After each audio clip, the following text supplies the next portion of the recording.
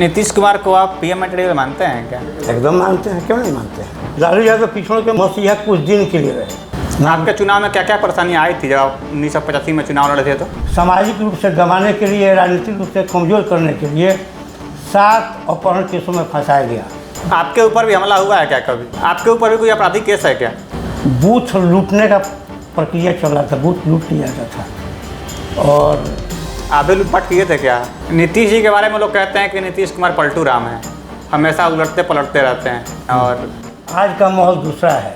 उस समय गोली और बंदूक के बल पर गरीबों का वोट लूट लिया जाता था। उस समय हम चुनाव लड़े थे और हम उन तमाम चीज़ों का सामना करते हुए फील्ड में सरकार साथ प्राप्त। हम लोग तो लूटपाट नहीं किए थे, लेकिन चूँकि ताकत थी और मानसिक रूप से हम लोग तैयार थे, इसलिए हम लोग अपना वोट अपना ले लिया। हमारे लोग कहीं पीछे नहीं हटे अपना। नमस्कार, मैं हिमांशु कुशवाहा और आप जन अखबार देख रहे हैं।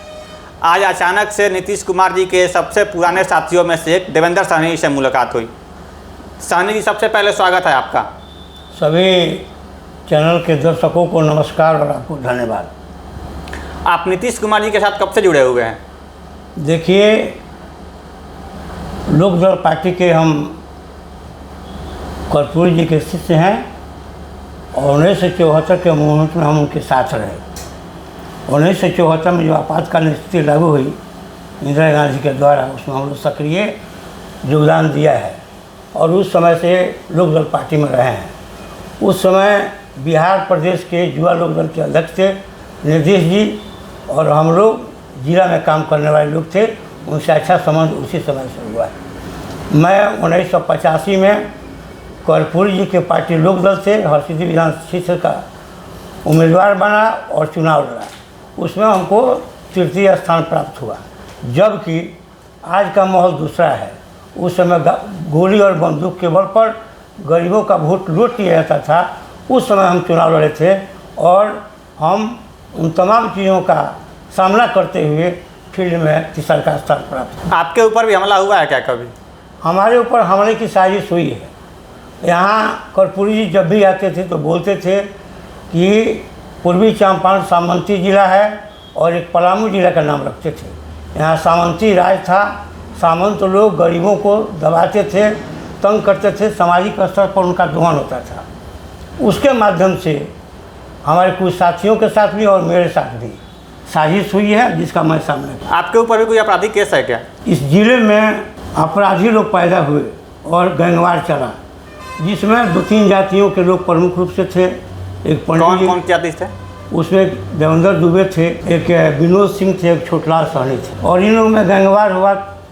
गैंगवार में जो लोग संपन्न वर्ग के लोग थे उन पर किसी तरह का मुकदमा तो नहीं हुआ, लेकिन हम पर सामाजिक रूप से दबाने के लिए, राजनीतिक रूप से कमज़ोर करने के लिए 7 अपहरण केसों में फंसाया गया। मैं बहुत परेशान हो गया और उस समय राबड़ी देवी की सरकार थी बिहार में। रामा देवी हमारे यहाँ की मंत्री थी। हम लोग सभी लोग डेलीगेशन लेकर गए राबड़ी देवी जी के यहाँ और उनसे कहा कि मैं मराठा जाति का आदमी हूँ, मुझ पर सामाजिक रूप से बहुत दबाव बनाया जा रहा है और मुझको केस में फंसाया गया है। वहाँ से जांच का आदेश हुआ और 2 साल जांच के बाद हम पर अपहरण का केस समाप्त हो गया। तब कौन से लोग थे जो आपको साजिश कर फंसाना चाह रहे थे? अब जात का नाम रखना तो गलत है, लेकिन सामंती लोग थे जो गरीबों के दुश्मन थे, वहीं थे। आपके चुनाव में क्या क्या परेशानियाँ आई थी जब आप 1985 में चुनाव लड़े थे? तो उस समय बूथ लूटने का प्रक्रिया चल रहा था, बूथ लूट लिया जाता था। और आप भी लूटपाट किए थे क्या?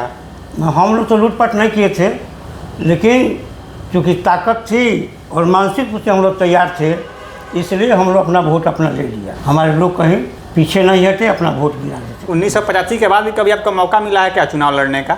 नहीं, 1995 में नीतीश जी के द्वारा और लालू यादव जी के द्वारा ये आश्वासन मिला था कि आपको टिकट मिलेगा, लेकिन हमको टिकट उस समय भी नहीं मिला।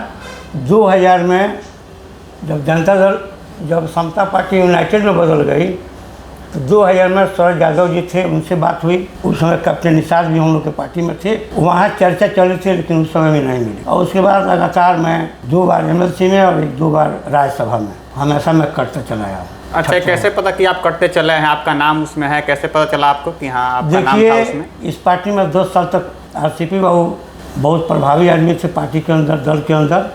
उनसे हम लोग का अच्छा लगाव था और ज़्यादा करा हम लोग माननीय मुख्यमंत्री से मिलते जुलते रहते हैं और उनसे एक कार्यकर्ता के हैसियत से ये कहते रहे हैं कि हम लोग को भी सब जगह मिलना चाहिए। और उसके बाद दूसरे लोगों का हो गया, और हमारी सजातीय का हुआ तो मुजफ्फरपुर के लोगों का हुआ। मोतिहारी में आज तक जीरो है, कुछ नहीं मिल पाया है पार्टी का। अच्छा, कब कब आपकी राज्यसभा में कब कब कटे हैं? एक बार तो अनिल साहनी का हो गया। कब की बात है ये? त्यागी के निधन के बाद उनका हुआ था। और एक बार फिर उनका रिपीट जब हो रहा था तो वो कहे कि कहीं चंपारण में ये जा रहा है, फिर चंपारण में आपकी बारी सीट जाएगा तो इसमें आपको हो सकता है मिल जाए। लेकिन कहाँ चला गया सीट? फिर मुजफ्फरपुर चला गया, पुनः मुजफ्फरपुर चली गई। एमएलसी में कब कब कटे हैं आप? एमएलसी में दो तीन बार। कब कब? अब नाम तो नहीं बताएंगे। 2 बार तो अवधेश भाई हम कह दिए कि नहीं आपका नहीं हो रहा है। अवधेश भाई बोले तो? अवधेश कुशवाहा जो मंत्री थे, बहुत बड़े आदमी थे, हमारे विरोधी थे, वो भी नहीं चाहते थे कि इनका नाम आ जाए।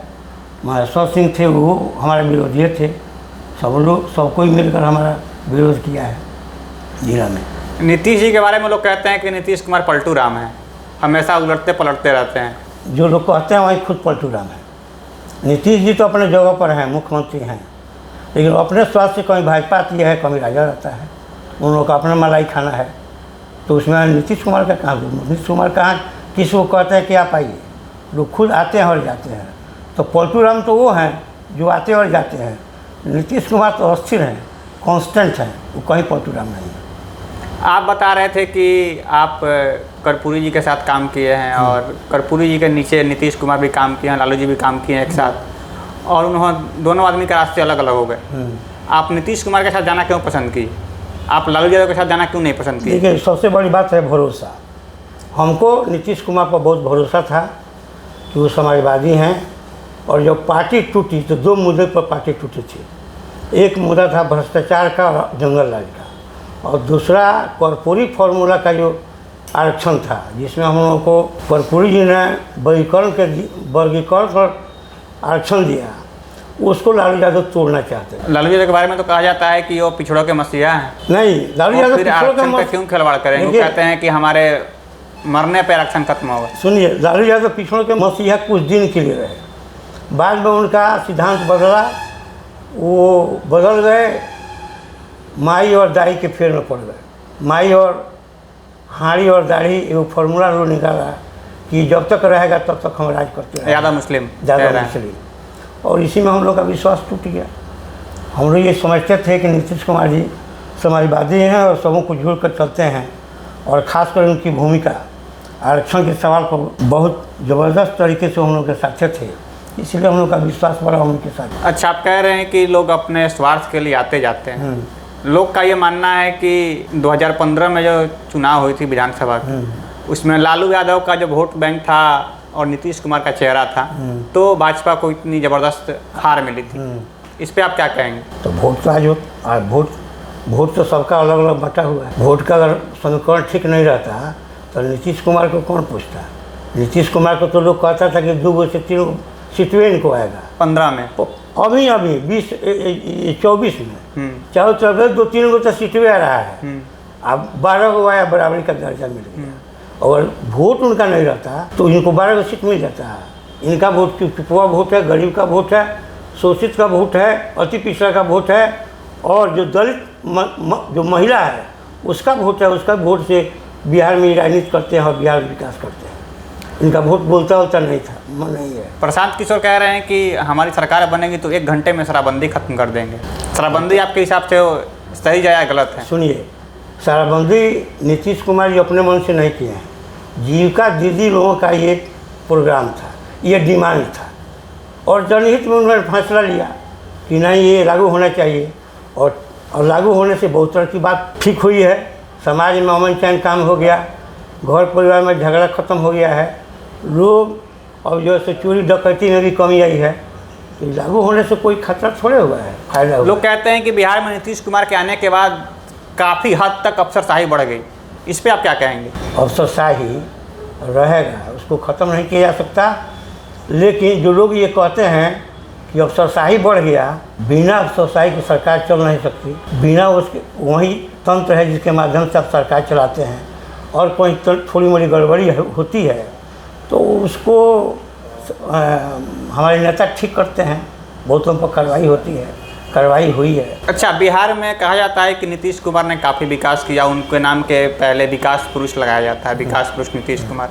आपके हिसाब से क्या लगता है कि उन्होंने क्या क्या विकास किया है? आपको बिहार में कुछ विकास दिखाई देती है क्या कि हाँ जिन्हें नीतीश कुमार देखिए इसका विकास किए हो?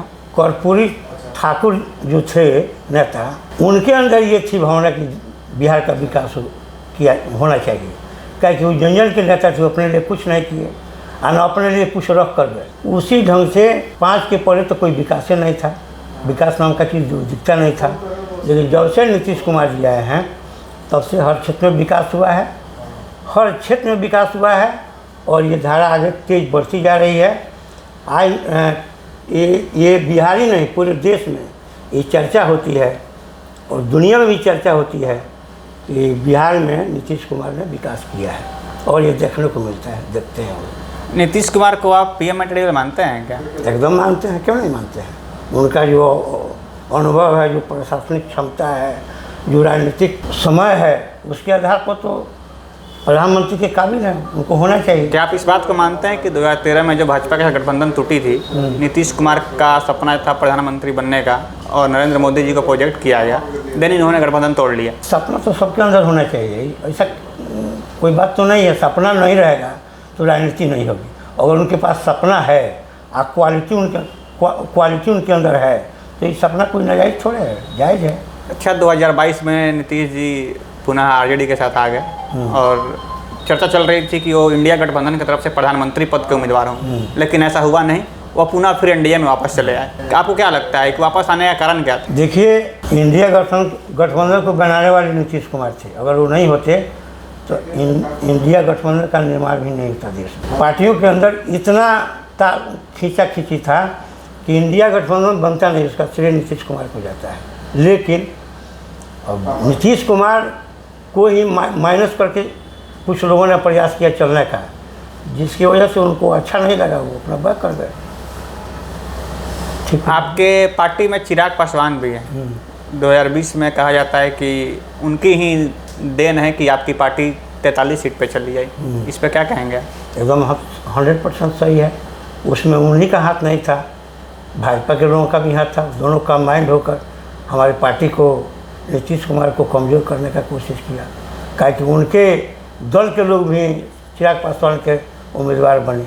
इसका सीधा मतलब है कि भाजपा और चिराग पासवान दोनों ने मिलकर हमारी पार्टी को कमज़ोर करने का प्रयास। क्या आप सब ठीक हो चुका है? नीतीश कुमार चिराग पासवान लगातार अभी मिल रहे हैं, क्या सब कुछ ठीक हो चुका है? राजनीति में ऐसा होता रहता है, इसलिए सोचने की बात नहीं है।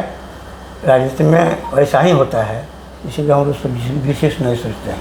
अच्छा, आपके अंदर भी कोई पॉलिटिकल इच्छा है क्या कि हाँ हम भी किसी पद पे रहे, या फिर ऐसा कोई आश्वासन मिला है क्या? हाँ, कार्यकर्ता होने के नाते हर आदमी को इच्छा होती है, मैं भी इच्छा रखता हूँ। हम 90 के बाद से 90 से लेकर 96 तक बीज विकास निगम का डायरेक्टर रहे हम बिहार में। अच्छा। और अभी पार्टी के अंदर प्रदेश राजनीतिक सलाहकार समिति के सदस्य बने हैं और हम लोग हमेशा ये चाहते हैं कि समाज का विकास हो, बिहार का विकास हो। और कार्यकर्ता है तो ये इच्छा तो रहती ही है कि हमको भी कुछ तो कोई आश्वासन मिला है क्या पार्टी की तरफ से, नीतीश कुमार जी की तरफ से? ना, ऐसा तो कुछ नहीं है, लेकिन जब ये नारा आ गया अब देश में और बिहार में, जिसकी संख्या जितनी उसकी हिस्सेदारी, तो मैं समझता हूँ जनगणना हो गया है। हमारे नीतीश कुमार जी हैं, निष्पक्ष और ईमानदार व्यक्ति हैं, उनके समझ में आएगा कि नहीं ये उस लायक है, देंगे तो अभी मुलाकात करके नीतीश कुमार से डिमांड किए थे कि हमको भी नहीं, मिलने जुलने का कार्यक्रम हम लोग का चलता रहता है। हम लोग लास्ट टाइम कब मिले थे आप? तो 3 महीना पहले मिले थे। क्या बात हुई थी? कुछ नहीं, पार्टी के संबंध में बात होती है और हम लोग भी बात कहते हैं, अपनी बात कहते हैं। अपनी बात कहे तो अपनी बात यही कहते हैं कि हम लोग 1994 से आपके साथ हैं, अभी हम रोड पर हैं, हमको कुछ दीजिए। तो क्या कहा गया उस समय नीतीश कुमार जी के द्वारा? वो कहते थोड़े हैं, कह दिए कि ठीक है सोचा जाएगा।